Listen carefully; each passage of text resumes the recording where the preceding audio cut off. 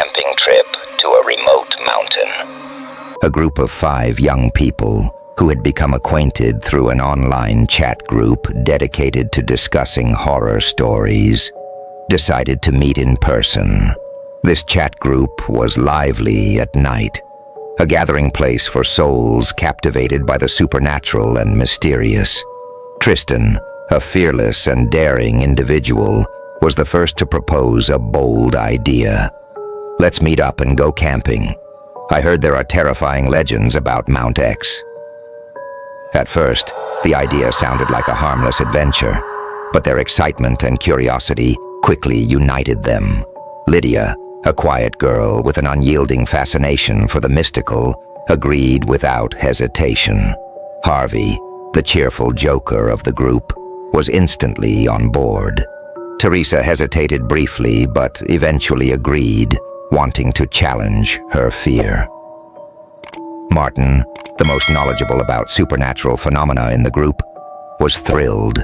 Mount X was famous for its curses and unexplained occurrences. Their first meeting took place at the bus station, filled with laughter and excitement.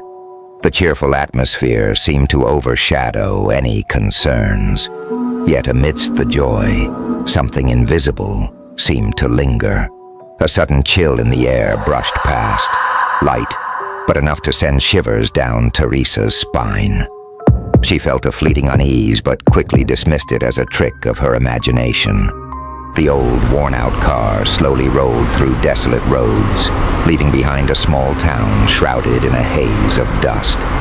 The deeper they ventured, the gloomier and colder the scenery became. Thick canopies of trees stretched out overhead, intertwining like giant fingers that choked out the sunlight. The faint rays of the setting sun turned into weak streaks of light, flickering among damp leaves and muddy ground below. The atmosphere inside the car grew oddly heavy and silent, as though everyone sensed something unusual awaiting them ahead. Harvey tried to lighten the mood by cracking a joke. "Have you guys heard the legend about this place? They say a group of 5 friends once went camping on this mountain and vanished without a trace." He laughed loudly, but his voice only echoed awkwardly in the cold silence. No one responded. Everyone sat still, their eyes betraying a hint of unease. The car continued crawling through winding roads, as if being pulled into an inescapable journey. Lydia furrowed her brows, her eyes fixed on the scenery outside. Through the foggy window, she glimpsed a shadow moving swiftly among the trees, a strange figure gliding silently. But in the blink of an eye, it vanished, leaving her with an inexplicable sense of dread. She shook her head, convincing herself it was just an illusion, perhaps a trick of the fading light and shadows. Suddenly the car slowed to a stop, its brakes screeching faintly in the eerie stillness. Ahead stood an old man, frail and hunched, as if a strong gust of wind could blow him away. His sunken eyes were dark and hollow, like bottomless pits, sending chills down anyone who looked into them. The man didn't move, but stared intently at the group through the car window with an inscrutable expression, as though deliberating something. Finally, he spoke in a hoarse, rasping voice, each word laced with ominous warning. "You should not go there. Don't awaken what sleeps." His words hung in the air like a curse, clinging to the silence. A sudden cold breeze swept through, plunging the car into an unsettling stillness. His voice, like a whisper hissing through clenched teeth, silenced everyone for a moment. Tristan laughed loudly to break the tension. "Just a scare tactic. The scarier, the better. It'll be fun." The car resumed its journey, leaving the old man standing alone in the mist, like a ghostly figure blending into the ethereal landscape. Teresa glanced back and saw him still standing motionless, but his shadow stretched unnaturally long, merging with the darkness of the surrounding trees, as though he was part of the mysterious forest itself. The group arrived just as the sun was setting, casting the surroundings in a pale golden hue tinged with unease. Within the forest, the atmosphere felt heavy, shrouded by a thin layer of mist creeping across the ground, creating a scene both poetic and unsettling. The wind whispered through the trees, producing strange sounds akin to the murmurs of countless distant voices echoing from an invisible realm.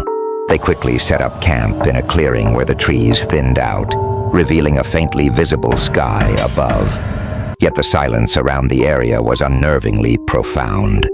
There were no bird calls, no chirping insects, only the rustling of leaves in the wind, making faint sounds that resembled mysterious whispers. Trying to lighten the mood, Harvey joked, "Maybe they're scared of us and decided to hide." But Lydia didn't laugh. Her brows furrowed slightly as she stood still, listening. Something felt off. A heavy sensation, as if unseen eyes were watching from the forest's shadowy depths, pressed down on her. With the camp set up, the group gathered wood, started a fire, and began preparing food. The flames flickered and danced in the night, illuminating their faces and casting eerie shadows that leaped across the ground. The interplay of light and darkness made the scene both cozy and slightly unsettling. Martin, holding a flashlight, mischievously swept its beam across the bushes and laughed. "What if we're being watched right now?" He chuckled, but the sound dissipated into the silent air, leaving behind an invisible tension, as if the night itself was waiting for something to happen. The flashlight's beam slid over the trunk of a massive old tree, and in that instant, the group collectively froze at what they saw. Crude carvings of human faces, grotesque and distorted, etched into the bark. The faces seemed to smile, but it wasn't a smile of joy. It was cold and hollow, as if mocking from an otherworldly realm. "Probably the work of some forest goers," Tristan quickly suggested, trying to quell the unease creeping into everyone's thoughts. But none of them knew that these faces were not the handiwork of humans, but the marks of an unseen force that had slumbered in this forest for generations. As the campfire crackled and flared, its yellow glow danced on the trees above. They sat around it, eating and chatting. Laughter echoed through the forest, but was quickly swallowed by the oppressive darkness, leaving a suffocating stillness in its wake. Amid the light-hearted banter, there were strange, uneasy pauses, as if the night itself was eavesdropping on their conversation. Teresa shivered slightly, a cold sensation running down her spine, like someone was softly breathing just behind her. She spun around, only to find the impenetrable darkness and swaying tree branches in the wind. "Does anyone else feel like something's off?" she asked, her voice trembling, almost a whisper. Harvey laughed, trying to dispel the tension. "Come on, scared of a little darkness already?" But no one joined in. Deep down, each of them felt a growing unease, as if an invisible mist of fear was enveloping them. The fire began to wane, its light flickering weaker than ever. In the dimness, Lydia suddenly jolted, her eyes wide, fixated on the edge of the forest. A shadowy figure stood there, motionless, like a cold statue submerged in the night. As the night deepened, whispers began to rise from every direction. The sounds were faint, almost indistinguishable from the wind, yet carried a rhythmic cadence, as though someone was murmuring incomprehensible words right next to their ears. Martin swung his flashlight toward the sound, his voice wavering. "It's just the wind," he said, though his tone betrayed his own unease. Lydia abruptly stood, her wide eyes locked on the dark forest ahead.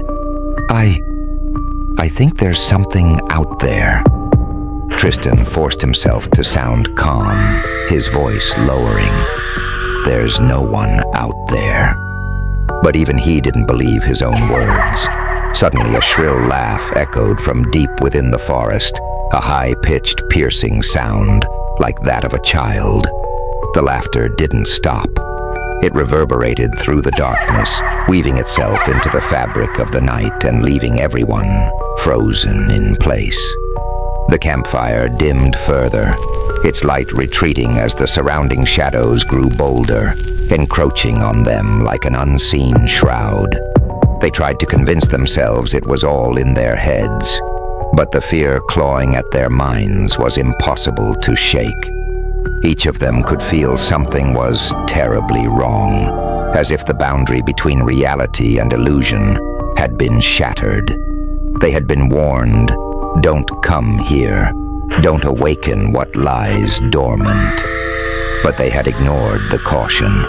Now, in the pitch-black night, they found themselves standing on cursed ground, where every sound and shadow could be the harbinger of a nightmare waiting to unfold.